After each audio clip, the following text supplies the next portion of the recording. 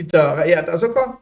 Macam mana nak sokong? You tak reti berretorik pun you tak reti. Nak jadi popular pun you tak reti. Jadi ahli politik, apa pun you tak cakap. Statement apa pun you tak buat. Sampai orang tak tahu apa matlamat you.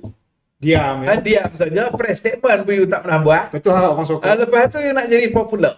Nak harap orang sokong. Macam mana nak jadi sokong? Mana kata dalam keadaan populariti, itu pun perlu kena ada. Jadi harap semata-mata apa ni tumpah orang lain punya ni tak boleh sebab betul. Saya nak potong. Mana kena popular lah tu kalau macam tu. No?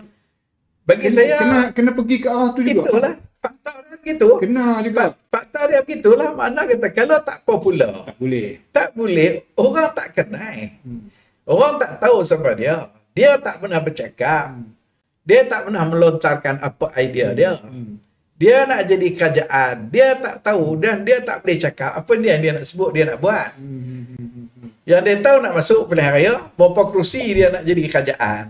Berapa kerusi yang dia nak bertanding. Dia bercita-cita nak jadi menteri besar. Dia kata, tetapi you nak buat apa? You nak laksana, tak laksana, satu cerita lain. Tetapi you ni sebenarnya nak buat apa? Nak buat apa? Jadi kerajaan ni, you nak bagi pegang kerajaan. Apa satu pun tak ada. Jadi, menjadi popular ni adalah satu elemen bagi saya pentinglah sebagai langkah pertama untuk menang. Itu langkah pertama untuk menang. Jadi nak kena buat. Itu dalam konteks politik lah untuk menang.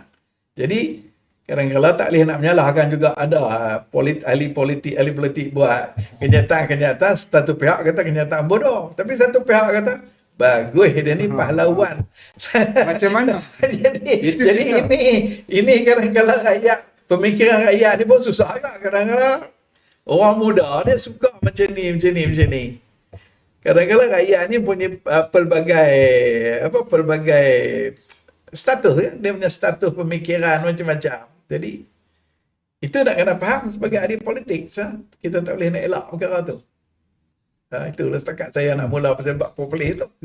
Prestasi tak masuk Itu kita tengok, kalau kita tengok populis ni, mana dia tu? Kalau cara saya faham Datuk tu. Jadi semua player politik ni lah kan. Kalau di peringkat orang kata parti tu kan. Kita tengok PKR ada ketua cabangnya. Ada ketua MK-nya, ketua wanitanya. Jadi sebenarnya kalau cara Datuk macam ni, sebenarnya semua yang dipegang jawatan dalam parti tu kena populis tu. Kena. Kena. Yang hampa duk itu nature politik. Yang hampa duk berebut bertanding untuk apa? Kena popular kan? Ni jadi pegang jawatan tapi tak pernah ada satu kenyataan, tak nampak di sosial media pun. Saya tengok mana yang nak pegang berebut jawatan, dia kena ada satu sikap popularkan diri lah sepatutnya. Betul. Itu syarat dalam politik.